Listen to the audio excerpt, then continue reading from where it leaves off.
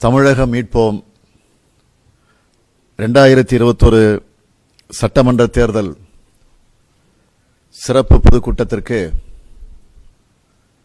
வருகை தந்திருக்கக்கூடிய அனைவரையும் வரவேற்று உரையாற்றி மகிழ்ந்திருக்கக்கூடிய தருமபுரி கிழக்கு மாவட்ட கழகத்தினுடைய பொறுப்பாளர் சட்டமன்ற உறுப்பினர் தடங்கம் சுப்பிரமணியம் அவர்களே, தருமபுரி மேற்கு மாவட்ட கழகத்தினுடைய பொறுப்பாளர் சட்டமன்ற உறுப்பினர் இன்பசேகரன் அவர்களே, தருமபுரி நாடாளுமன்ற உறுப்பினர் செந்தில்குமார் அவர்களே, மாநில தீர்மான குழுவினுடைய உறுப்பினர் கீரை விஸ்வநாதன் அவர்களே, சட்டத்திட்ட திருத்த குழுவினுடைய இணைச் செயலாளர் நாடாளுமன்ற முன்னாள் உறுப்பினர் தாமரை செல்வன் அவர்களே, மற்றும் தருமபுரி கிழக்கு மேற்கு மாவட்டத்தை சார்ந்திருக்கக்கூடிய மாவட்ட பொறுப்புக்குழு உறுப்பினர்களே, ஒன்றிய கழக, நகர கழக, பேரூர் கழக, கிளைக்கழகத்தினுடைய நிர்வாகிகளே, கழகத்தின் துணை அமைப்பு களம் பல்வேறு அணிகளுடைய அமைப்பாளர்களே, துணை அமைப்பாளர்களே,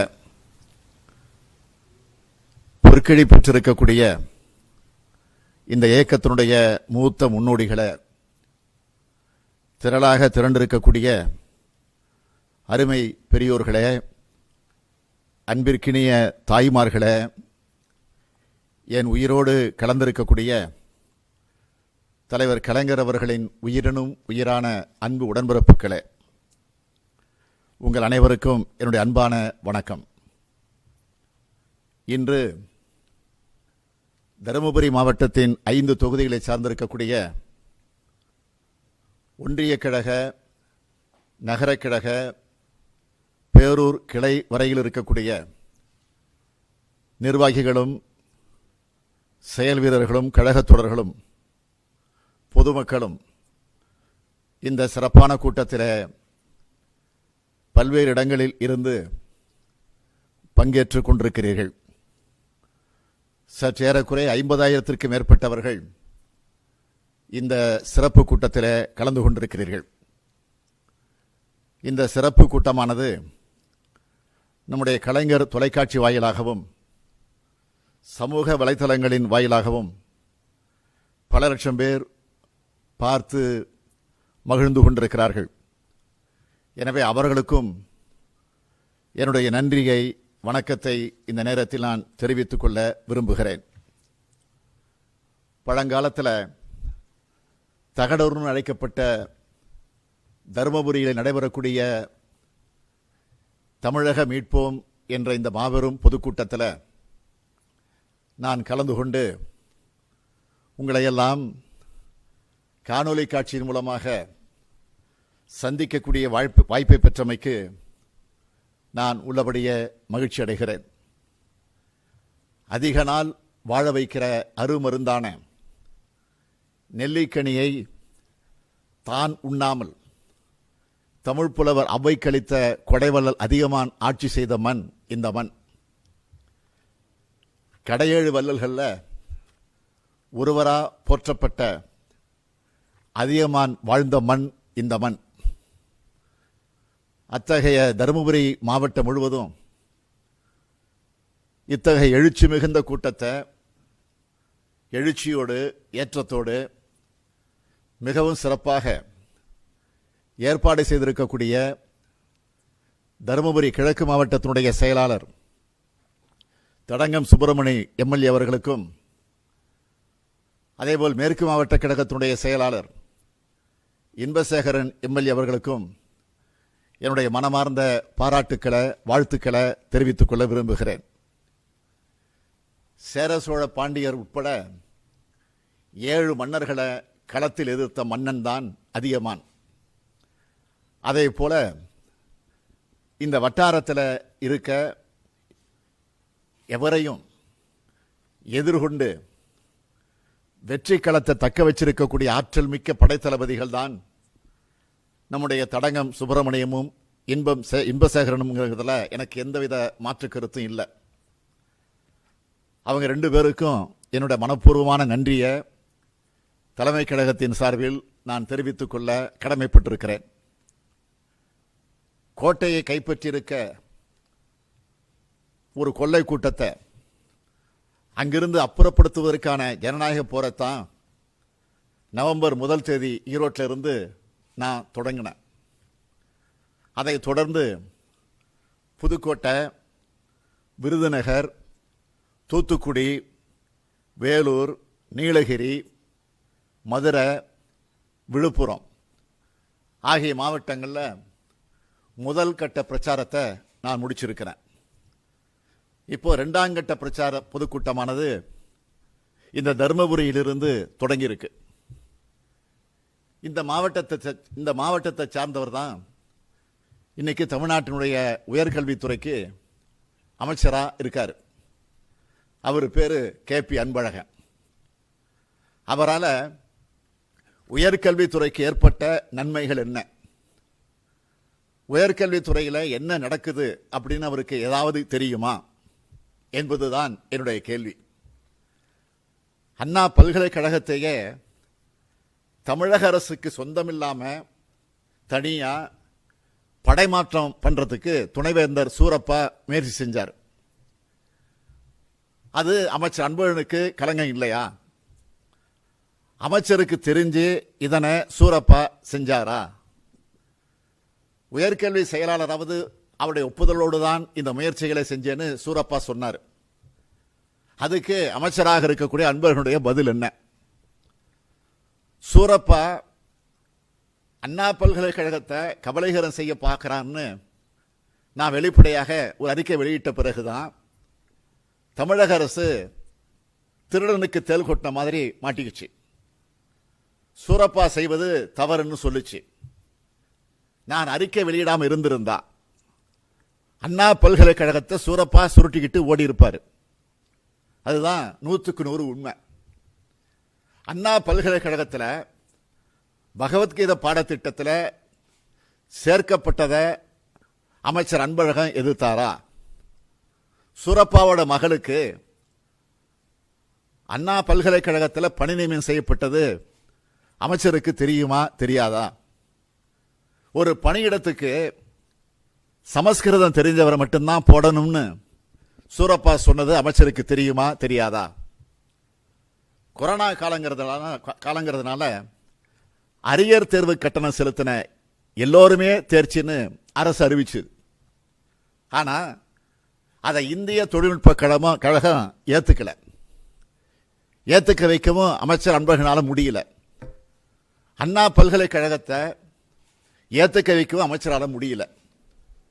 அதுக்கு முன்னதாகவே மாணவர்களின் மனித தெய்வம்னு தனக்குத்தானே விளம்பரம் செஞ்சுக்கிட்டாரு. யாரு? எடப்பாடி பழனிசாமி. அரசு உத்தரவை இந்திய தொழில்நுட்ப கழகம் ஏற்காதப்போ அதிமுக அரசு என்ன செஞ்சிச்சு? இதை விட கொடுமையான இன்னொரு செய்தி என்னன்னு கேட்டீங்கன்னா, கலைக்கல்லூரிகளில் அரியர் தேர்வு கட்டணம் செலுத்தின எல்லாரையும் தேர்ச்சி பெற்றதா அரசு அறிவிச்சிச்சு. ஆனால் அந்த மாணவர்களை முதுகலை படிக்க சில அரசு கல்லூரிகளே அனுமதி மறுத்திருக்கிறதா செய்தி வந்திருக்கு. மாணவர்களை தேர்ச்சின்னு அறிவிச்சதும் அரசு தான், தேர்ச்சி அடைஞ்சது சொல்றதும் அரசு கல்லூரி நிர்வாகம் தான். அப்படின்னா இந்த அரசாங்கத்துக்கு நிரந்தரமான கொள்கைன்னு எதுவுமே கிடையாதா? எதுக்காக மாணவர்களை ஏமாத்துறீங்க? புதிய கல்விக் கொள்கையை இந்த அரசு ஏத்துக்குது. ஆனா உயர்கல்விக்கு ஏராளமான தடைகளை அந்த கல்வி முறை கொண்டு வரப்போகுது. அவங்க எதிர்க்கல. எல்லா கல்லூரிகளுக்கும் நுழைவுத் தேர்வை கொண்டு வர போறாங்க. அதை கல்வி அமைச்சராக இருக்கக்கூடிய அன்பழகன் எதிர்க்கல.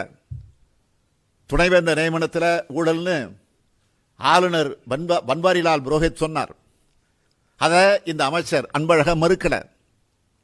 அண்ணா பல்கலைக்கழகத்துக்கு கர்நாடகாவிலிருந்து ஒருத்தர், சட்ட பல்கலைக்கழகத்தில் ஆந்திராவிலிருந்து இன்னொருத்தர், இசை பல்கலைக்கழகத்துக்கு கேரளாவிலிருந்து ஒருத்தர், வெளிமாநிலத்தை சார்ந்தவங்களையே ஆளுநர் நியமிக்கிறப்போ அதிமுக அரசு தட்டி கேட்டுச்சா? கொரோனா சிகிச்சைக்காக அண்ணா பல்கலைக்கழகத்தை நோயாளிகள் தங்க வைக்கப்படும் முகாமாக சென்னை மாநகராட்சி அறிவிச்சது. ஆனால் அதை அண்ணா பல்கலைக்கழகம் ஏத்துக்கல.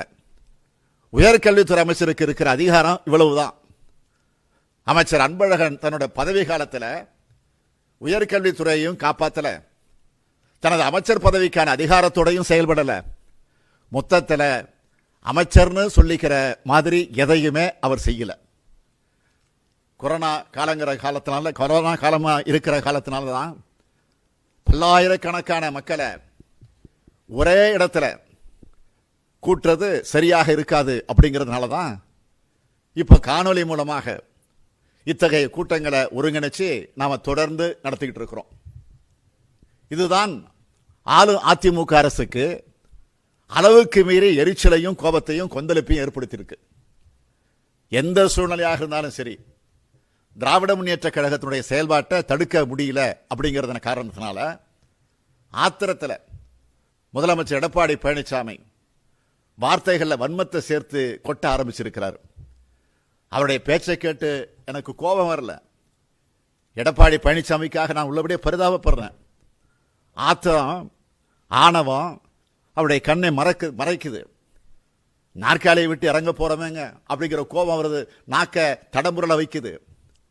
கடந்த வாரம் தென் மாவட்டங்களுக்கு சுற்றுப்பயணம் போயிருக்காரு எடப்பாடி பழனிசாமி அவர்கள்.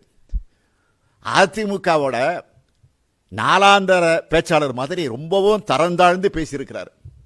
என்ன பேசியிருக்காரு? தூத்துக்குடியில் அமைதியான முறையில் ஊர்வலம் போன பொதுமக்கள் மேல துப்பாக்கி சூடு நடத்தி 13 பேர் சுட்டுக் கொல்லப்பட்ட சம்பவத்துக்கு பிறகு 2 வருஷம் கழிச்சு தூத்துக்குடிக்கு போயிருக்கிறாரு பழனிசாமி. 2 வருஷமா அந்த பகுதிக்கே போகாதவர், 2 முறை தன்னுடைய பயணத்தை ரத்து பண்ணவர், அங்க போய் தூத்துக்குடி துப்பாக்கி சூடு நடக்க ஸ்டாலின் தான் காரணம் அப்படின்னு சொல்லியிருக்கிறார். 13 பேர் பச்சை படுகொலை செய்யப்பட்ட பிறகும் பழனிசாமி திருந்தலங்கிறதுக்கு அவரை விட அவரோட இந்த பேச்சு தான் இன்னைக்கு உதாரணமாக இருக்கு. 13 பேர் கொல்லப்பட்ட, நூற்றுக்கணக்கானவன் காயம்பட்ட அந்த கொடூரம் பழனிசாமி ஆட்சியில் தான் நடந்துச்சு. ஆனால் அதுக்கு ஸ்டாலின் தான் காரணம் அப்படின்னு பழனிசாமி சொல்றார். தமிழ்நாட்டு மக்களை எதுவும் தெரியாத அப்பாவிகள்னு அவர் நினைக்கிறார். இந்த கொடூர கொலைகள், இந்த கொலைகளை மக்கள் மறந்திருப்பாங்கன்னு அவர் நினைக்கிறாரா? மாபாதக கொலை குற்றத்தை அரசியல் குற்றச்சாட்டாக திசை திருப்புறதுக்கு பழனிசாமி முயற்சி பண்றாரு. அதனாலதான் இப்படி திட்டமிட்டு பேசுறாரு. 13 பேர் கொலைக்கு ஸ்டாலின் தான் காரணம்னா அந்த 13 பேர் வீட்டுக்கு போய் ஆறுதல் சொல்றக்கூடிய துணிச்சல் பழனிசாமிக்கு இருந்துச்சா? ஏன் போகல? அதிகாரம் பொருந்திய முதலமைச்சர் பழனிசாமி தன்னுடைய போலீஸ் பாதுகாப்போடு அந்த 13 பேரோட வீட்டுக்கு போக முடியுமா? அதுக்கான அருகதை அவருக்கு இருக்கா? தூத்துக்குடிக்கு போகவே பயந்தவர் தான் செல்லக்கூடிய பாதையில கடைகளெல்லாம் மூட வச்சுட்டு தலையெல்லாம் மறைச்சிக்கிட்டு ஓடுன கோழை மாதிரி தான் இந்த பழனிசாமி தூத்துக்குடிக்கு போன அவரை வழிமறிச்சு மாரீஸ்வரிங்கிற ஒரு சகோதரி, மாற்றுத்திறனாளி ஒரு பெண், அவர் ஒரு மனு கொடுத்திருக்கிறார். அவருக்கு 1 மணி நேரத்தில் பழனிசாமி வேலை கொடுத்தாராம். இப்படி ஒரு செய்தியை நானும் ஊடகங்களில் பார்த்தேன். இந்த நாடகத்துக்குள்ள நான் போக விரும்பல. உங்க நாடகத்தின் மூலமாக ஒரு தமிழ் சகோதரிக்கு, அந்த சகோதரிக்கு வேலை கிடைச்சிருக்கு, அதுல உள்ளபடியே நான் மகிழ்ச்சி அடைகிறேன். அந்த வேலை பெற்றிருக்கக்கூடிய மாரீஸ்வரிக்கு என்னுடைய வாழ்த்துக்களையும் தெரிவிச்சுக்க விரும்புகிறேன். ஆனால் தூத்துக்குடி துப்பாக்கி சூட்டில் உயிரிழந்த குடும்பத்தினர் முதலமைச்சரை வந்து மொத்தமா சந்திக்கணும்னு கேட்டப்போ முதலமைச்சரையே அவங்களை சந்திக்கல. தங்களது குடும்பத்துக்கு தகுதிக்கு ஏற்ற, படிப்புக்கு ஏற்ற வேலை தரணும்னு 10 முறைக்கு மேல மனு கொடுத்து ஏன் வேலை தரல? கண்துடைப்புக்காக ஒரு சிலரை மட்டும் சந்திச்சு அனுப்புனது ஏன்? என்ன பயம்? மக்களை சந்திக்க பயப்படுகிற பழனிசாமி முதலமைச்சர், அந்த பழனிசாமி நாற்காலியிலே உட்கார என்ன தகுதி இருக்கு? தருமபுரியில வேளாண் கல்லூரி மாணவிகள் ஹேமலதா, கோகிலவாணி, காயத்ரி ஆகிய 3 பேரையும் பேருந்துலேயே வச்சு எரிச்சு கொண்ட கொடூர சம்பவம் இன்னமும் ஆறாத வடுவாகத்தான் எல்லோரும் மனசுலையும் பதிஞ்சிருக்கு. அந்த கொலையாளிகளை எடப்பாடி பழனிசாமியோட அரசு விடுதலை செஞ்சிச்சு. ஆனா பேரறிவாளன் உள்ளிட்டோரை விடுதலை பண்றதுக்கு மட்டும் எடப்பாடி பழனிசாமி மௌனம் காப்பது ஏன்? ஆக இரட்டை வேடம் போடுவது என்ன காரணம்? அவர் முதலமைச்சராக ஆகிறதுக்கு தமிழ்நாட்டு மக்கள் வாக்களிக்கல. ஜெயலலிதா இறந்து போனதால், சசிகலா சிறைக்கு போனதால் முதலமைச்சராக ஆனவர் தான் இந்த பழனிசாமி. தன்னால மறுபடியும் வெற்றி பெற முடியாது, மறுபடியும் முதலமைச்சராக முடியாதுன்னு அவருக்கு நல்லா தெரியும். அதனாலதான் வாய்க்கு வந்தபடி பேசிக்கிட்டு இருக்கிறாரு. ஸ்டாலின் என்ன சாதனை செஞ்சிருக்கிறாரு அப்படின்னு கேட்கிறாரு எடப்பாடி பழனிசாமி. ஸ்டாலின் என்ன சாதிச்சாங்கிறது தமிழ்நாட்டு மக்களை கேளுங்க, அவங்களுக்கு தெரியும். நான் செஞ்சிருக்கிற சாதனைகளை பற்றி தமிழ்நாட்டு மக்களுக்கு தெரியும். சென்னை மாநகரத்தினுடைய மேயராகவும், உள்ளாட்சித்துறை அமைச்சராகவும், துணை முதலமைச்சராகவும் நான் இருந்த காலத்தில் மகத்தான சாதனைகளை செஞ்சவங்கிறத நெஞ்சில நிமிர்த்தி என்னால் சொல்ல முடியும். இது தமிழ்நாட்டு மக்களுக்கு தெரியும். தமிழ்நாடே தெரியாத பழனிசாமிக்கு இது தெரிஞ்சிருக்க வாய்ப்பே கிடையாது. 25 ஆண்டு கால இடைவெளிக்கு பிறகு நடந்த சென்னை மாநகராட்சியினுடைய தேர்தலில் 50 லட்சம் மக்களுடைய வாக்குகளை பெற்று மக்களால் தேர்ந்தெடுக்கப்பட்ட முதல் மேயருங்கிற பெருமை எனக்கு உண்டு. ஸ்டாலின் என்ன சாதிச்சார்னு கேட்கிற முதலமைச்சர் அவர்களே, மிஸ்டர் பழனிசாமி அவர்களே, சென்னையில் நீங்கள் பயணிக்கிற பாலங்கள் எல்லாத்தையும் கட்டினது இந்த ஸ்டாலின் தான் என்கிறத உங்களுக்கு நினைவூட்ட கடமைப்பட்டு இருக்கிறேன். நீங்க தலைநகர் சென்னையில் எங்க சுத்தினாலும் நான் கட்டிய பாலங்கள் மேலதான் நீங்க பயணம் செய்யணுமே தவிர வேறு வழி கிடையாது. ஒன்னும் இல்லை, நான் இன்னும் சொல்றேன், ஒன்றல்ல ரெண்டல்ல 9 பெரிய மேம்பாலங்கள், 49 குறும்பாலங்களை கட்டினவன் நான். பட்டியல் போட்டு சொல்ல முடியும். என்னால மாநில அரசோட நிர்வாகத்தையும் மாநகராட்சி நிர்வாகத்தையும் ஒரே நேர்கோட்டில் இணைச்சவன் நான். ஒவ்வொரு நாளும் மலை போல் குவிகிற குப்பைகளை உடனடியாக அதை அப்புறப்படுத்துவதற்கு கனரக வாகனங்கள், துப்புரவு இயந்திரங்கள் மூலமாக குப்பை அகற்றக்கூடிய திட்டம், துப்புரவு தொழிலாளர்கள் மற்றும் அவங்க குடும்பங்களுக்கு மருத்துவ நலத்திட்டம், 302 கிலோமீட்டருக்கு சென்னை போக்குவரத்து சாலைகள், 2023 கிலோமீட்டருக்கு உட்புற சாலைகள், சென்னை முழுவதும் பேருந்து நிறுத்த நிழற்குடைகள், 81 ஓய்வு பூங்காக்கள், 18 சாலையோர பூங்காக்கள், 47 குடியிருப்பு விளையாட்டு திடல்கள், சென்னை மருத்துவமனைகள் மூலமாக 83,34,076 புறநோயாளிகளுக்கு இலவச மருத்துவ சிகிச்சை, வருமுன் காப்பும் திட்டம், அதன் மூலமாக 2,50,000 பேருக்கு நோய் தடுப்பு சிகிச்சை, பிரசவ காலத்தில் குழந்தைகளையும் தாய்களையும் காப்பதற்காக 93 தாய் சேய் நல மருத்துவ கூடங்கள், கொத்தவால்சாடியிலிருந்து கோயம்பேட்டிற்கு வணிக சந்தை மாற்றம், பல கிலோமீட்டர் சாலைகளுக்கு அமைக்கப்பட்ட மழைநீர் வடிகால்கள், மாநகராட்சி வரலாற்றிலேயே முதல் முறையாக மழலையர் பள்ளிகள் தொடங்கப்பட்டுச்சு. மாநகராட்சி பள்ளிகளை 100% தேர்ச்சிக்கு பெற வச்சோம்.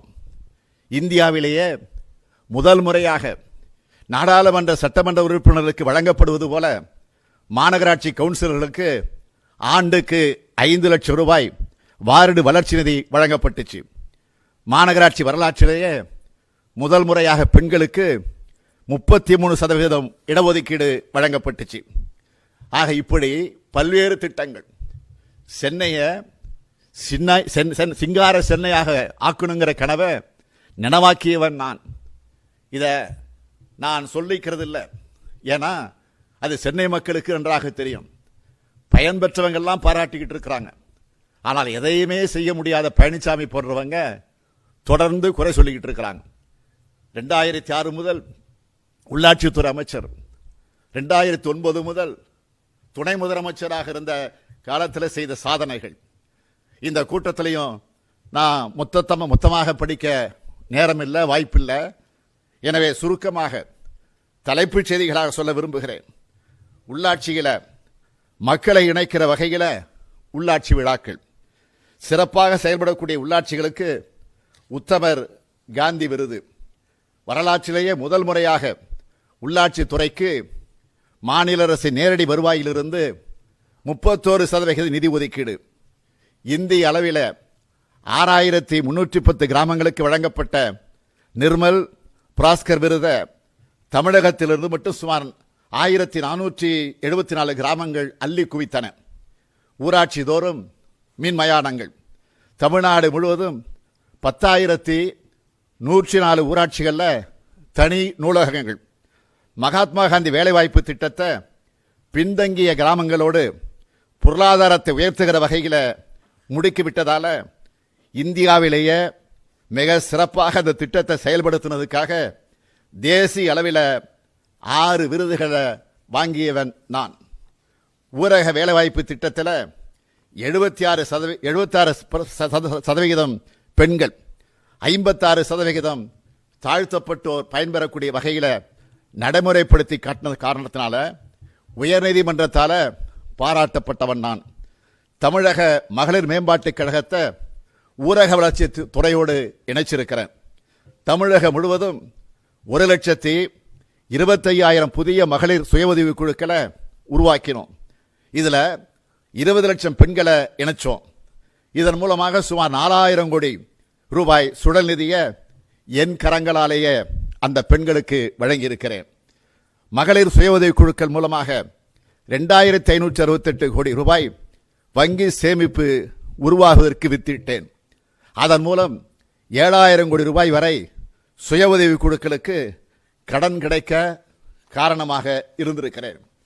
முதலமைச்சருடைய கலைஞரின் கனவு திட்டமான சமத்துவபுரங்களை கட்டி எழுப்பினதும் என்னுடைய துறையின் கீழ்தான் இருந்தது என்பதையும் பெருமையோடு நான் சொல்ல விரும்புகிறேன். 5 ஆண்டுக்குள்ள 95 சமத்துவபுரங்கள் கட்டி முடிக்கப்பட்டன. தலைவர் கலைஞர் அவர்கள் அறிவித்த கான்கிரீட் வீடு கட்டக்கூடிய திட்டமும் நான் உள்ளாட்சித்துறை அமைச்சராக இருந்த நேரத்திலே தான் அது முழுவீச்சில் செயல்படுத்தப்பட்டு நிறைவேற்றப்பட்டு சுமார் 15,000 அரசு பள்ளிகளுக்கு மறு கட்டுமானம் செய்ய உத்தரவிட்டேன். 2,032 கோடி ரூபாயில சென்னையிலும், 2,497 கோடி ரூபாயில மதுரையிலும், 3,187 கோடி ரூபாயில் கோவையிலும் நகர்ப்புற மேம்பாட்டு திட்டங்களை செயல்படுத்தினதும் நான் தான். வேலை நியமன தடை சட்டத்தை நீக்கி உள்ளாட்சி துறையில் மட்டும் 25,000 புதிய பணி நியமனங்கள் செய்யப்பட்டிருக்கிறது. வாழ்ந்து காட்டும் திட்டத்தின் மூலமாக 1.22 லட்சம் இளைஞர்களுக்கு வேலை வாய்ப்பு. இவை அனைத்தையும் செஞ்சவன் இந்த ஸ்டாலின் தான். அது மட்டுமா 630 கோடி ரூபாயில ராமநாதபுரம் கூட்டு குடிநீர் திட்டம், 1,400 கோடி ரூபாயில வேலூர் கூட்டு குடிநீர் திட்டம், 1,928 கோடி ரூபாயில ஒகேனக்கல் கூட்டு குடிநீர் திட்டம், நெம்மேலியில 533 கோடி ரூபாயில கடல் நீரை குடிநீராக்கக்கூடிய திட்டம். இவை எல்லாமே என் பெயரை சொல்லும். ஆக இந்த தருமபுரி மாவட்டத்தில் எனது பெயரை கேட்டு பாருங்க. ஒகேனக்கல் கூட்டு குடிநீர் திட்டத்தோட சேர்த்து சொல்லுவாங்க. தருமபுரி, கிருஷ்ணகிரி மாவட்ட மக்கள் குடிநீருக்காக பல கிலோமீட்டர் நடந்து செல்ல வேண்டிய நிலை இருந்துச்சு. மாவட்ட செயலாளர்கள் பேசுவது குறிப்பிட்டு சொன்னாங்களே இந்த ஒகேனக்கல் திட்டத்தை பற்றி. அதை நான் இங்கே பெருமையோடு மீண்டும் நினைவுபடுத்த விரும்புகிறேன்.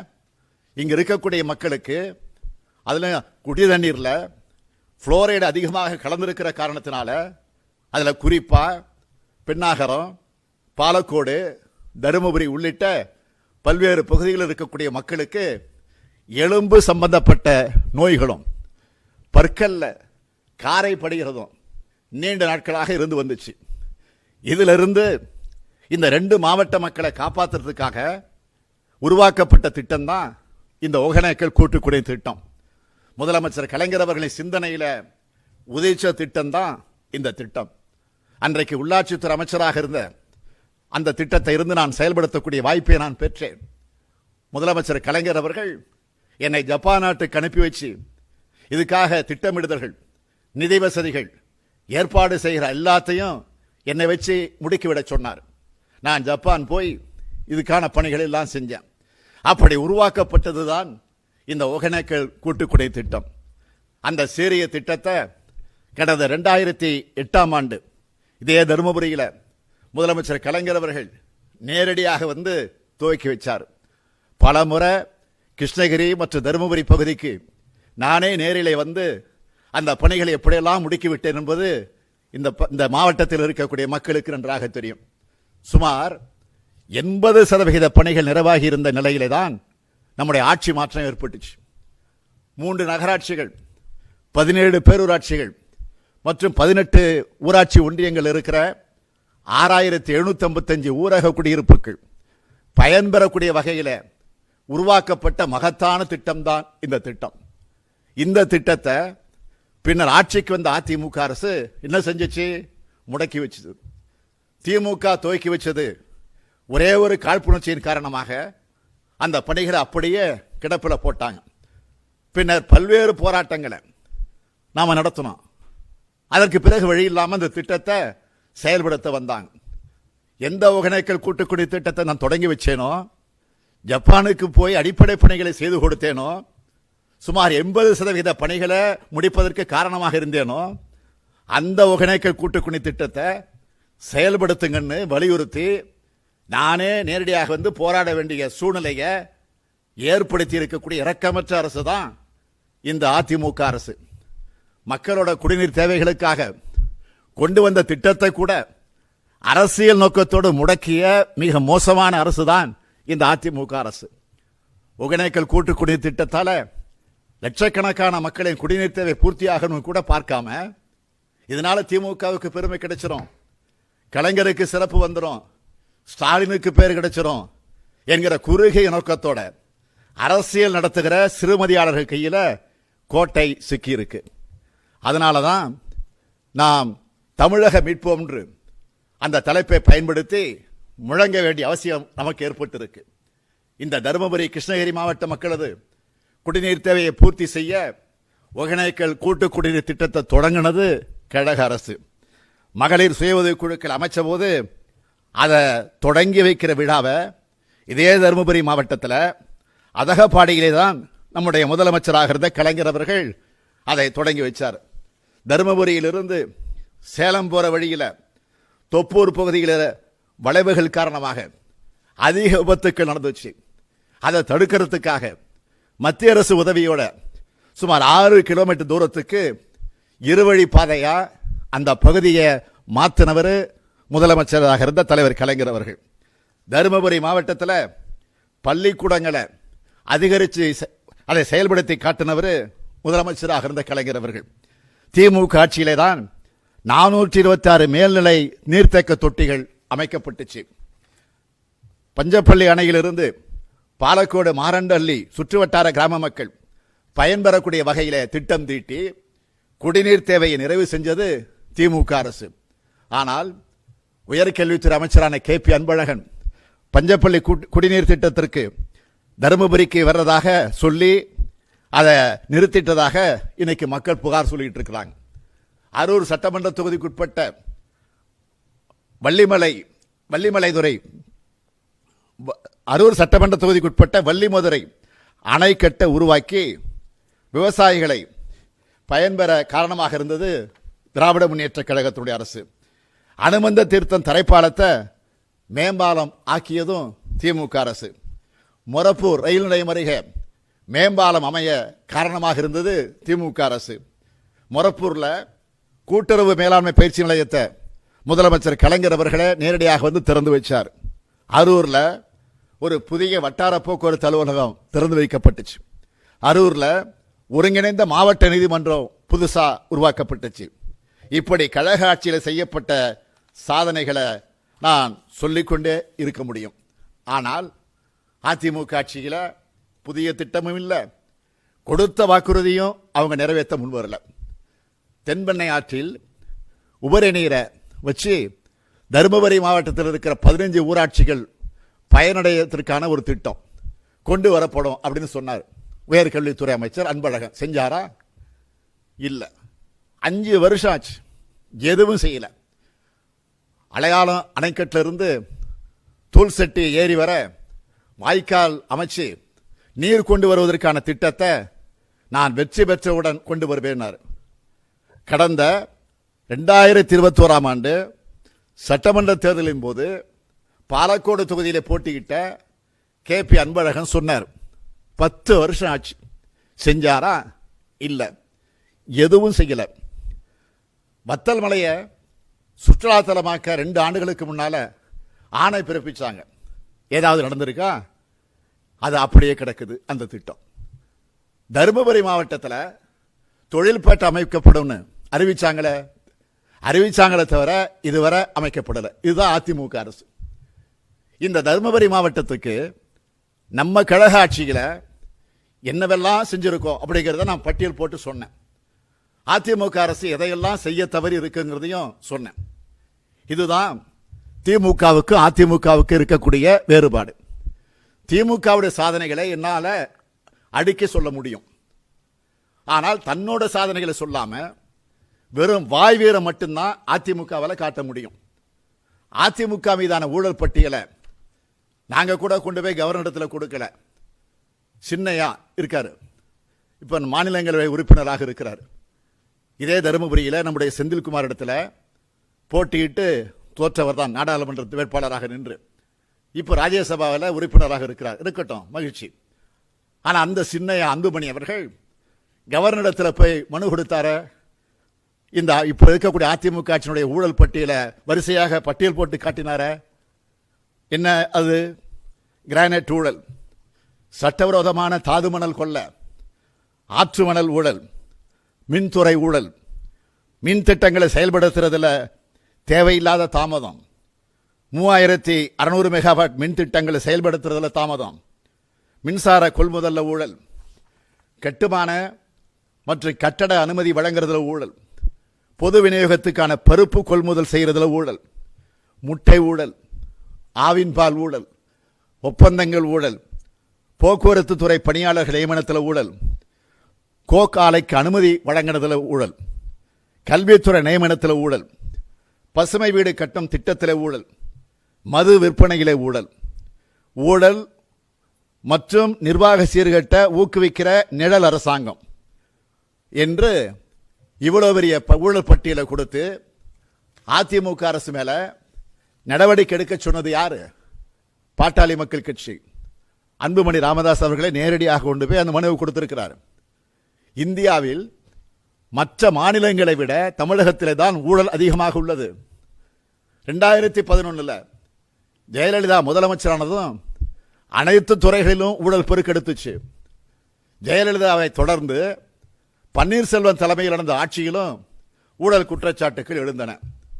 எடப்பாடி பழனிசாமி தலைமையில் நடைபெறும் ஆட்சியில் முன்பை விட ஊழல்கள் அதிகரித்துள்ளன என்று அன்புமணி அந்த அறிக்கையிலே தெளிவாக சொல்லியிருக்கிறார். இந்த பட்டியல் பழைய பட்டியல். இப்ப பட்டியல் போடுறதா இருந்தா அது 100 கணக்கில் தாண்டிக்கிட்டு போகும். அந்த அளவுக்கு ஊழல் நாற்றம் எடுக்கும் அரசுதான் இந்த எடப்பாடி அரசாக அமைந்திருக்கு. தனது ஊழல் நாற்றத்தை மறைக்க பல்வேறு நாடகங்களை ஆடிக்கிட்டு இருக்கிறாரு எடப்பாடி பழனிசாமி. இதை மறைக்கத்தான் நானும் விவசாயின்னு சொல்லி நடிச்சுக்கிட்டு இருக்கிறாரு பழனிசாமி. அவர் பச்சை துண்டு பழனிசாமி அல்ல, பச்சை துரோக பழனிசாமிங்கிறத நான் தொடர்ந்து சொல்லிக்கிட்டு வரேன். விவசாயியுடைய கனவுகளை சிதைக்கிற 3 வேளாண் சட்டங்களை ஆதரிச்சதை விட பழனிசாமியின் துரோகத்துக்கு வேற ஏதாவது நான் சான்று சொல்ல வேண்டுமா? இதை கேட்டால் ஸ்டாலின் என்ன விவசாயியா? அவருக்கு விவசாயம் தெரியுமான்னு கேட்கிறாரு. யாரு? பழனிசாமி. ஏதோ புத்திசாலித்தனமாக கேள்வி கேட்டுட்ட மாதிரி அவரே சிரிச்சுக்கிறாரு. கொரோனாவை கட்டுப்படுத்துறது சம்பந்தமா அனைத்து கட்சி கூட்டத்தை கூட்டுங்க, அனைவருடைய ஆலோசனையும் கேளுங்க அப்படின்னு சொன்னேன். உடனே என்ன சொன்னார்? ஸ்டாலின் என்ன டாக்டரா அப்படின்னு கேட்டார். நீதிமன்றத்தை பற்றி பேசுறதா இருந்தா நீதிபதியா இருக்கணுமா? நீட் தேர்வை பற்றி பேசுறதா இருந்தா மருத்துவராக தான் இருக்கணுமா? ராக்கெட்டை பற்றி பேசுறவனா இருந்தா விஞ்ஞானியை தான் இருக்கணுமா? தேவையில்லை. மக்களை பற்றி உண்மையான அக்கறை இருந்தாலே யாரும் எதை பற்றி பேசலாம். அப்படித்தான் விவசாயிகள் மீது உண்மையான அக்கறை இருக்கிறதுனால விவசாயிகளுடைய நலன் காக்க நான் பேசுறேன். தமிழக மக்களுக்கு பிற்படுத்தப்பட்ட, மிகவும் பிற்படுத்தப்பட்ட பட்டியலின பழங்குடி மக்களுக்கு சிறு சேதாரம் ஏற்பட்டாலும் அதை இந்த ஸ்டாலின் தட்டி கேட்பான். விவசாயிகள் பற்றி, வேளாண்மை பற்றி நான் பேசக்கூடாதுன்னு சொல்றதுக்கு எடப்பாடி பழனிசாமிக்கு என்ன அருகதை இருக்கு? அவர் யாரு சொல்றதுக்கு? அவர் என்ன சர்வாதிகாரியா? இந்த நாட்டில் வாய்ப்பூட்டு சட்டம் அமுல்ல இருக்கா? கோடிக்கணக்கில் அரசாங்க கஜானாவை கொள்ளடிச்சுக்கிட்டு மத்திய பாஜக அரசோட அனைத்து உத்தரவுக்கு அடிபணிஞ்சு எடப்பாடி பழனிசாமி இருப்பார்னா அதை கைகட்டி வாய்ப்புத்தி திராவிட முன்னேற்ற கழகம் வேடிக்கை பார்க்காது. தந்தை பெரியார் அவர்களோ, பேரறிஞர் அண்ணா அவர்களோ, முத்தமிழக தலைவர் கலைஞர் அவர்களோ அப்படி எங்களை வளர்க்கல. கிளம்பெற்றுக்கான் தமிழச்சிங்க கூட்டம், கிழித்தெறிய தேடுதுகான் பகை கூட்டத்தை என்று புரட்சி கவிஞர் பாடிய தமிழ் பேரியக்கம் திராவிட முன்னேற்ற கழகம். விவசாயிகளை அடமான வைப்பாய், ஒடுக்கப்பட்ட மக்களை அடமான வைப்பாய், சிறுபான்மையினரை அடமான வைப்பாய், தமிழை அடமான வைப்பாய், தமிழ்நாட்டை அடமான வைப்பாய். தன்மானமும் இனமானமும் இழந்து இந்த அடமான காட்சிகளை வேடிக்கை பார்க்க நாங்கள் ஏமாந்த சோனகிரிகள் அல்ல. எந்த அடக்குமுறைகளையும் எதிர்கொண்டு இனத்தை காக்க எஃகு மனிதர்களை கொண்ட இயக்கம் திராவிட முன்னேற்ற கழகம். ஒரு கையால் எதிரிகளின் பகை முடிப்போம், மறு கையால் தமிழினத்திற்கு வாழ்வளிப்போம், வெற்றி பெறுவோம். அதிகமான கோட்டையிலே நீங்கள் எடுக்கும் சூளுரை சென்னை கோட்டையிலே எதிரொலிக்கும் நாள் வெகு தொலைவிலே இல்லை. எனவே நான் உங்கள் அனைவருக்கும் மீண்டும் ஒரு முறை நன்றி கூறி விடைபெறுகிறேன். வணக்கம்.